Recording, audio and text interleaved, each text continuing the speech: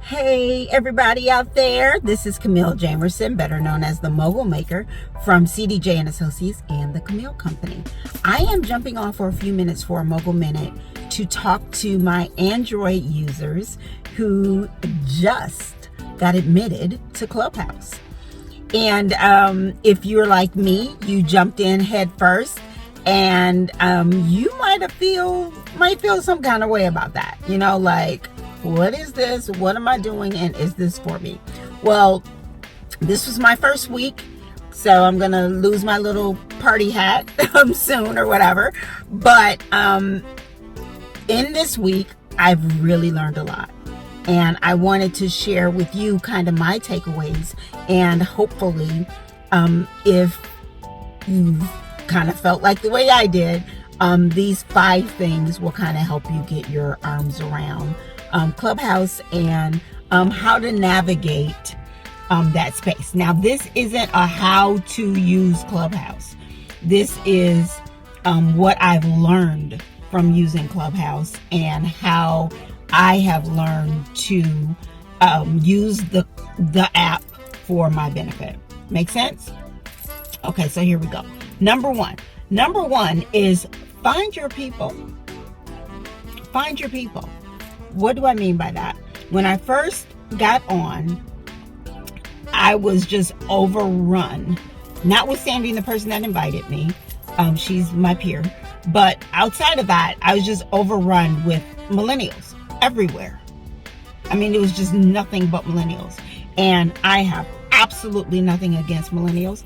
I've birthed a few amazing millennials, by the way. But that's not my space, right? That's not my space, and that's not my target market audience.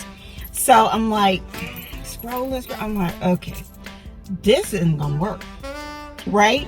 And I was this close to taking that little app and pressing down on it, hitting that garbage can, and just saying, you know what, I'm good. I'm gonna just roll where I am. However, I'm so glad that I made the extra effort to find my people, find my tribe. And so once I figured out how to do search, I searched not only people, but I was able to search groups. So I found people with common interests. I found people in my age group. I found people who like to golf. I found people who like Marvel. I found people who are going through menopause. I'm not there yet, but I'm like, I need to know you guys so I know what's coming, right? I found people who have been in business a while, right? Not like a newbie startup kind of thing. They've been in business for a minute. They have some C-suite experience. They're my colleagues. They're like my peers. We have very similar experiences. So I could really relate to them and what they brought to the table. So I'm like, yes, I have found my people, right? So I definitely challenge you to do that. Find your folks. Whatever your interests are, whatever your generation is, whatever your industry is, find your people so you can have a comfort level with being a part of something new, okay? Because those people probably have some similar interests.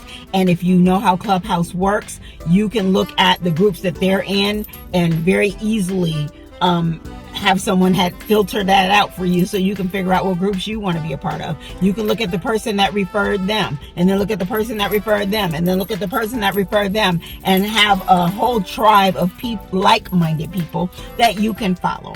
Okay, so do that. That's number 1.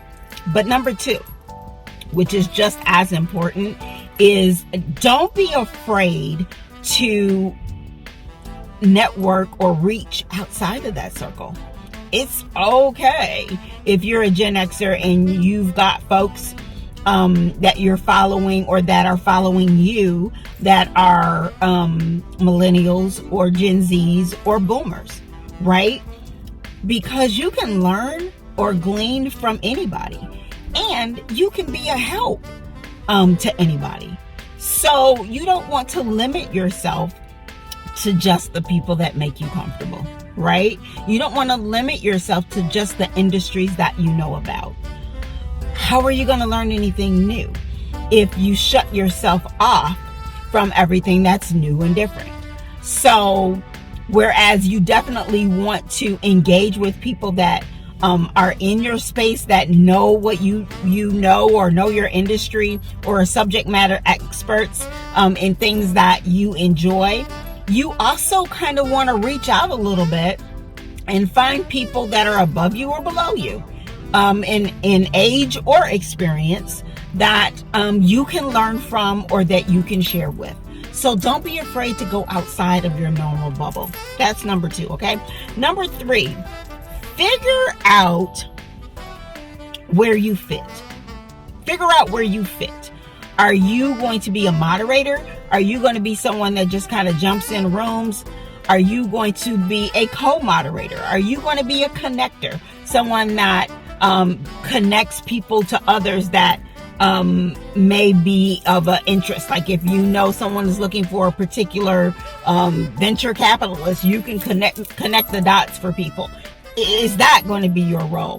Figure out kind of what you want from Clubhouse, okay? And don't think you have to do that today if you've just joined, like me. But keep that in the back of your head. You want to know where you fit in this, where your skill sets and your abilities best fit here. If you're somebody who is always on the camera, or always on stage, or always on lights, or always doing videos, then Clubhouse might be your place where you can lay low and kind of glean. You don't always have to be on. That's a word for somebody, okay? Or if that is your thing and you feel you can extend your brand into Clubhouse, then you can look to do that, okay? But figure out where you fit so you can make plans towards making Clubhouse work for you, okay? Number 4? Number 4, be intentional. Okay, be intentional. And what do I mean by that? I mean, you need to say, okay, and I approach everything this way. So it may not be for everybody, okay? But I'm very intentional. I'm going to meet X amount of people off Clubhouse this week. I'm going to follow up on this many Instagram profiles. I'm going to follow this many new people.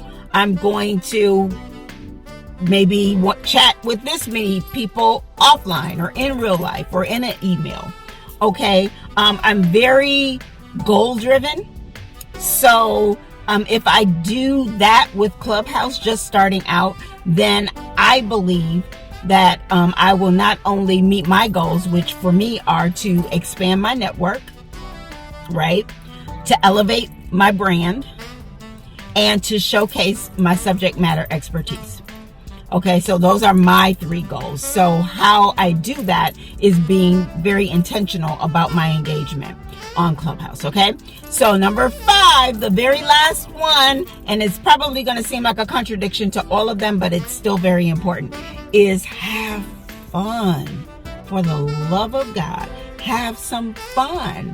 Okay, it's okay to drop in to a Clubhouse meeting about Marvel. If you're into that, it's okay to learn about wine, or to there's some Clubhouse meeting groups that just play music.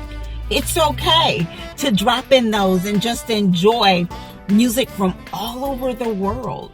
Have fun, be social, because that's one piece of social media that we don't do so well, and that's the being social part, right? Right, so have fun with Clubhouse. Enjoy it. It's brand new for some of us. Jump in, get your feet wet. Don't be intimidated. Like I said, find your people. Don't be afraid to go outside of your bubble. Figure out where you fit. Be intentional and have some fun. Okay? Can y'all do that?